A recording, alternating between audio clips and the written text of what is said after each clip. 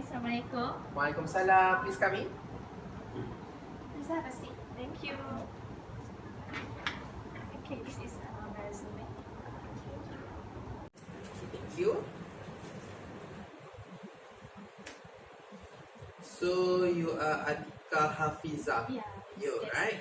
Okay, so you are applying for a teacher. Okay, Mira, proceed. Yeah. Okay, first of all, tell us about yourself. Bismillahirrahmanirrahim. My name is Nur Atika Hafizah. I am from Melaka. Currently a fresh graduate from International Islamic University Malaysia in Bachelor of Psychology. I am a passionate graduate of psychology as I am interested in human behavior and child development processes. Based on my previous internship, which is at UiTM Desa Melaka, I have handled a workshop which is how to handle stress among the lecturers and the staff of UiTM, and I also administered the DAS 21 among them. And based on my working experience, during my semester break, I have teach in SK Batam Melaka in a special education, where in my teaching experiences, I have handled and constructed comprehensive and innovative modules for the students in order to attract them for studying and be more passionate in their child development processes. Thank you. That's about me. For the strength, firstly, I am an easygoing person. For example, like if I will be transferred into different school in a range of 1 year, I think it is not a big deal for me because I can easily get along with even a new person that I just met. Okay, for the second strength, I am a hardworking person where I can cope with stress, and I easily to help people when they are in need. Okay, that's it. That is your strength. So tell us about your weaknesses. Okay, for my weaknesses, since that I can easily help people when they are in need, somehow when everyone asks me for help, it is kind of hard for me to say no, and sometimes it's hard for me to prioritize which one for me to settle down first, because since there are a lot of things that I have to settle in one time. That is one of my weaknesses. Okay, that's great. So I believe that every single person have their plan in the future. So where do you see yourself in 5 years? Okay, thank you for that question. And how do I see myself in 5 years? Okay, firstly, I think in the 5 years, I will be a great responsibility teacher with various of experiences. Since for the 5 years, there are a lot of things that we have to settle.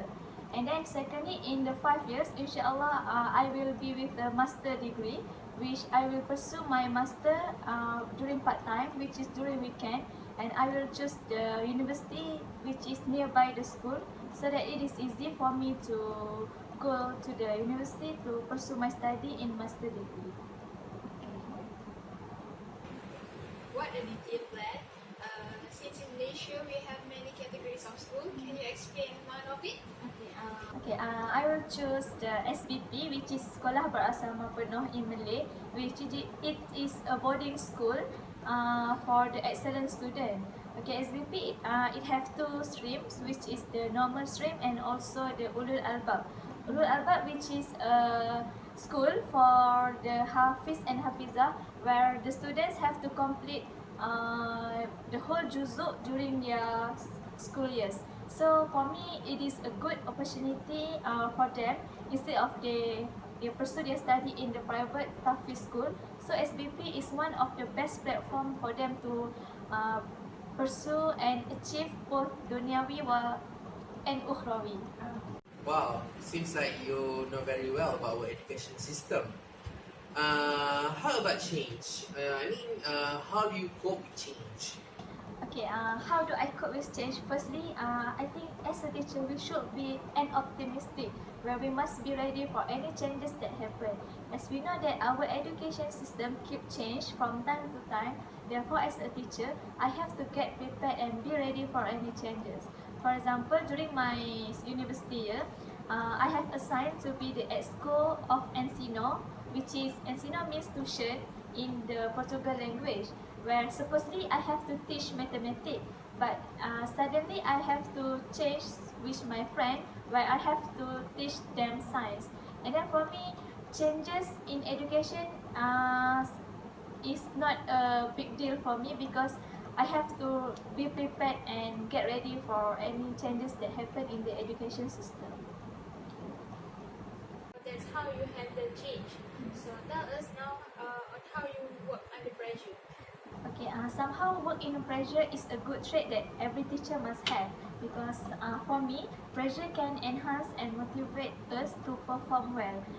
For example, me myself have handled a situation under pressure where I have to complete a module for just one day. Me and my team members have to stay up until 2 a.m. Although that some of my team members panic during that situation, but we as a leader or as a team have to motivate them and enhance them to do the work better. And Alhamdulillah, we managed to perform the work even in one day, and we be the best team member in our university. Okay, that's great. So, throughout our interview just now, you keep repeating that about your experience and also your activities during university, right? So, I want to ask you, how do you make important decisions?